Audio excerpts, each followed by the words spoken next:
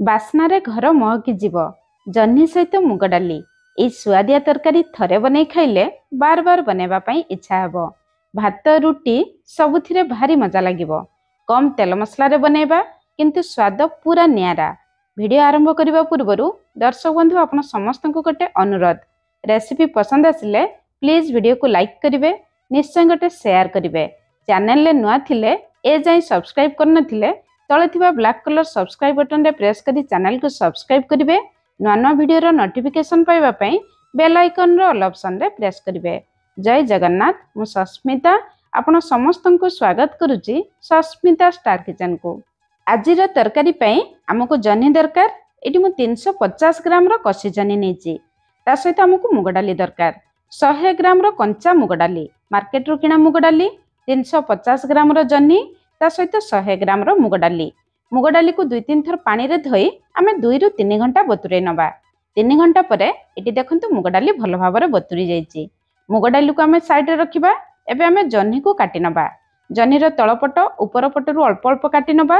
तळपटरु अल्प काटी आपण माने चाखिबे। जहनी बेले बेले पिता लागे, जेउ जहनी पिता लागिबो सेही जहनी को आपण माने बाद देबे। तापरे पिलर साहाय्य रे जहनी रो हल्का हल्का चोपा छडेबे। जहनी जदि कसी थिबो हल्का चोपा छड़ेबे। जहनी चोपार गोटे स्वादिया रेसिपी आम चैनल रे अपलोड अछि।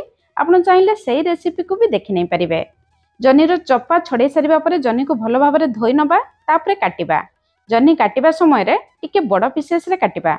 जहनी तरकारी रे बहुत जल्दी घांटी जाए, सेति पई आपण माने एमिति टिके बड़ पीसेस रे काटिबे। सब जहनी को आमे काटी रेडी करनेले। एतिकी जहनी सहित मु गोटे बड़ साइज रो आलू नेची। मु गोटे आलू नेची, आपण चाहिले अधिक आलू भी नहीं पारिबे। जहनी को जमिति लंबा बड़ आकार रे काटिले सेमिति आलू को भी लंबा बड़ आकार रे काटिबा, किंतु आलू को बेसी मोटा काटिबा नहीं। आलू तरकारी सिझिबा पई अधिक समय लागिबो। एमिति पतला काटिबे, तरकारी बहुत जल्दी सिझि जिवो। आलू काटी सारिबा परे तरकारी बनेबा पर्यंत पानी रे बुडै रखिबे, आलू कळा पुडिबो नहीं। जहनी आलू काटी रेडी करले, एबे चलंतु तरकारी बनेबा स्टार्ट करिबा। कढ़ाई को भलो भाबरे गरम करी गोटे छोट चामच तेल दबा। आजिर तरकारी रे मु जते संभव कम तेलर व्यवहार करिछि। तेल गरम हो जाबा परे आमे जहनी दबा। जहनी दे सारिबा परे प्रथम रु जम्मा लुण देबे नाही। लुण देला मात्रे जहनी रु पानी बाहरिबो। जहनी पूरा घांटी जिवो। जहनी को आपण माने भलो भाबरे भाजी पारिबे नाही। जहनी भाजिबा समय अल्प हळदी गुंड देबे। जहनी भजारे बहुत बढ़िया कलर आसीबो। गैस रो फ्लेम जम्मा लो रखिबे नाही। जहनी पूरा घांटी जिवो। गैस रो फ्लेम मीडियम हाई रखी जहनी को लाल कलर हैला पर्यंत आमे भाजिबा। एबे देखंतु जहनी लाल कलर हे गलानी। जहनी पाखापाखी 70 रु 80% सिझी गलानी। एबे आमे जहनी को बाहर करी आनिबा। सेही कढ़ाई रे आउ अल्प तेल दबा। तेल गरम हे जिबा परे आमे काटी रखितिबा आलू दबा। आलू को देखि स्वाद अनुसार लुण दबा, अल्प हळदी गुंड दबा।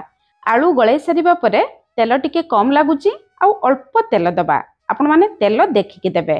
तापर आमे आलू को भाजिबा। आलू को भाजिबा पई टिके अधिक समय लागिबो। एबे गैस रो फ्लेम पूरा लो रखी 2 मिनिट कवर करिबा। 2 मिनिट परे आमे आलू को टिके तळ ऊपर अलट पालट करनबा, नहले कढ़ाई तळे लागि जाय पारे। एबे आलू सिझी नाही। आउ 2 मिनिट लो फ्लेम रे कवर करिबा। टोटल लो फ्लेम रे आमे 4 मिनिट कवर करले। एबे देखंतु आलू बढ़िया लाल कलर हे गलानी। आलू हमर 80 रु 90% पाखापाखी सिझी आसलानी। एबे आमे आलू को भी बाहर करी आनिबा। जहनी आलू भजा देखंतु केते सुंदर देखा जाउची। सेही कढ़ाई रे आउ 2 चामच तेल दबा। आपण चाहिले अधिक तेल भी दे परिबे। तेल गरम हे जिबा परे आधा छोट चामच जीरा, गोटे तेजपत्र दबा। जीरा तेल रे फुटी जिबा परे गोटे मीडियम साइज रो प्याज दबा। प्याज को एमिति छोट छोट करी काटी के देबे। ग्रेवी बहलिया हेबो। गैस रो फ्लेम लो रखी आमे प्याज को भाजिबा। प्याज भाजिबा भितरे सेपटे तरकारी पई मसला बनेबा। ग्राइंडर जार रे गोटे छोट चामच कंचा गोटा धनिया दबा। जदि आपण मन पाखरे गोटा धनिया नथिबो परे धनिया गुंड भी दे परिबे। आधा छोट चामच कंचा जीरा दबा। तेल रे भी आमे आधा छोट चामच जीरा व्यवहार करथिले। एटी मु 4टी बड़ साइज रो रसुण, आधा इंच रो अदा नेची। आपण छोट साइज रो रसुण नथुले 7-8टी रसुण नेबे। ता छडा किछि गरम मसला दबा। 2टी गुजराती, छोट खंडे दालचीनी, 3टी लवंग, 5-6टी गोलमर्च। गोटे बड़ साइज रो गोटे छोट साइज रो हाइब्रिड टमाटो मु नेची। आपण जदि देसी टमाटो नउथुबे गोटे बड़ साइज रो टमाटो देबे। एई टमाटो बेसी खटा न थाए। 2-3 चामच पानी दे मसला को आमे चिकन भाबरे बाटी आनिबा। जीरा, धनिया, गरम मसला को बाटी की तरकारी बनेबे। तरकारी रो बास्ना टेस्ट बहुत बढ़िया आसीबो। एपटे देखंतु पियाज आम लाल कलर हो आसलानी एतिके लाल कलर हो जिबा परे आमे बाटी रखिथिबा मसला दबा ग्राइंडर जार धोई 2-3 चमच पानी दबा मसला को टिके आमे गळे नबा। एबे ए मसला रे आमे आधा छोट चमच हळदी गुंड दबा। जन्ही आलू भाजिबा समय अल्प हळदी गुंड देथिले आपण माने मसला रे ध्यान रखी हळदी गुंड देबे। राग पई आधा छोट चमच राग लंका गुंड दबा। मसला रे आमे 5-6टी गोलमरच भी बाटिथिले। भलो कलर पई आधा छोट चमच काश्मीरी लंका गुंड दबा। बेसी राग न थाए बहुत बढ़िया कलर आसे।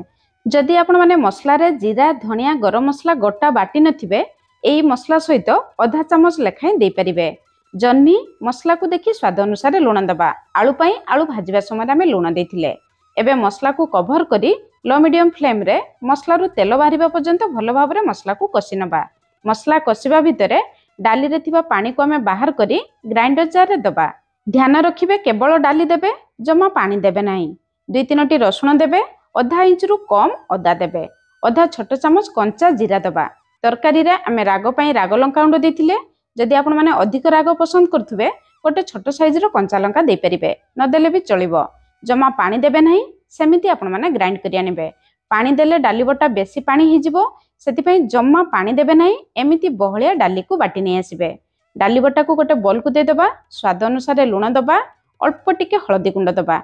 भलो बासना पई किछि कटा हेतिबा धनिया पत्र दबा। एबे डाली बटा को 2-3 मिनिट भलो भाबरे फेंटी नबा। जते भलो भाबरे फेंटीबे डाली बटा सेते हल्का हेबो तरकारी रे खाइबा पई भल लागिबो। 2-3 मिनिट परे एडी देखंतु डाली बटार कलर चेंज हो जाइछि। डाली बटा हल्का हो जाइछि। डाली बटा को आमे साइड रे रखिबा। एपटे चलंतु मसला को चेक करिबा। 5-6 मिनिट परे एडी देखंतु मसला ऊपर को तेल आसीछि। जेहेतु आमे अल्प तेल देथिले अल्प तेल आसीछि। एबे मसला किंतु भलो भाबरे कषि नाही। मसलार कलर देखंतु मसला आउ किछि समय कषिबो। एई स्टेज रे आमे भाजी रखिथिबा जन्ही आलू को दे दबा। मसला सहित कषि नबा। गोटे समय रे दुईटी काम हबो। जन्ही आलू मसला सहित भलो भाबरे कषि जिवो मसला भी आउ टिके कषि जिवो। 2-3 मिनिट कषिला परे एटी देखंतु जन्ही आलू मसलार कलर पूरा चेंज हो जाइछि। जन्ही आलू मसला सहित भलो भाबरे कषि जाइछि। एबे आमे गरम पानी दबा। मसला कषि सारिबा परे जम्मा ठंडा पानी देबे नाही। पानी टिके अधिक देबे। जन्ही आलू बुड़ीबा पर्यंत पानी देबे। हाई फ्लेम रे पानी को भलो भाबरे फुटै नबा। पानी फुटी जिबा परे गैस रो फ्लेम लो मीडियम रखी 4-5 मिनिट कवर करिबा। सेपटे आमे डाली बटा को छानिबा पई किछि तेल गरम करिबा। तेल को मीडियम हाई फ्लेम रे प्रथमे भलो भाबरे गरम करिबा। तेल गरम हे जिबा परे डाली बटारू अल्प अल्प नै छोट छोट बरा शेप रे दबा। बरा दे सारिबा परे 2 मिनिट पर्यंत जमा भी स्पाचुला लगेबे नाही। 2 मिनिट परे बरा को टिके आमे अलट पालट करिबा। जमा गैस रो फ्लेम लो रखिबे नाही नहले तेल बेसी टाणिबो। मीडियम फ्लेम रे एपट सपोर्ट करी बरा को टिके लाल कलर हेला पर्यंत छानी नबा। बरा भितरे कंचा रहिले तरकारी रे खाइबा पई भल लागिबो नाही। ध्यान रखिबे मीडियम फ्लेम रे एमिति लाल कलर हेला पर्यंत छानी नबा। सेम प्रोसेस रे बळका रहितिबा डाली बटारू सब बरा छानी नबा। एई बरा को आपण माने सेमिति भी खाइबे भारी स्वादिया लागिबो। 4-5 मिनिट परे एपटे देखंतु झळ आमर भलो भाबरे फुटी जाइछि। झळ टिके कमी जाइछि। झळ एतिकी थिबो आपण माने बरा देबे। बरा दे सारिबा परे बरा टिके झळ सक करिवो। शेषरे भलो बासना पई किछि कटा हेतिबा धनिया पत्र दबा। जदि आपण माने चाहिबे आधा छोट चमच गरम मसला गुंड भी देई परिबे न देले भी चलिबो। सब जिंस को हल्का हाथ रे गळे नबा। झळ भलो भाबरे फुटी जाइछि। एबे आ बेसी समय कवर करिबा नाही। मात्र 2-3 मिनिट लो मीडियम फ्लेम रे कवर करिबा। 3 मिनिट परे एटी हम तरकारी पूरा रेडी हो जाइछि। बरा देखंतु झळ सक कर नेछि। जन्ही आलू बरा सब गोटा गोटा अछि किंतु भलो भाबरे सिझी जाइछि। कम तेल मसला रे एबे हम रेडी हो गला सुपर टेस्टी मुग डाली बरा दिया जन्ही आलू तरकारी। आपण माने निश्चय थरे एई प्रोसेस रे बनांतु। केमिति लागला निश्चय जणैबे। आज पई रहिली पुणी देखा होबा नुआ रेसिपी रे। धन्यवाद।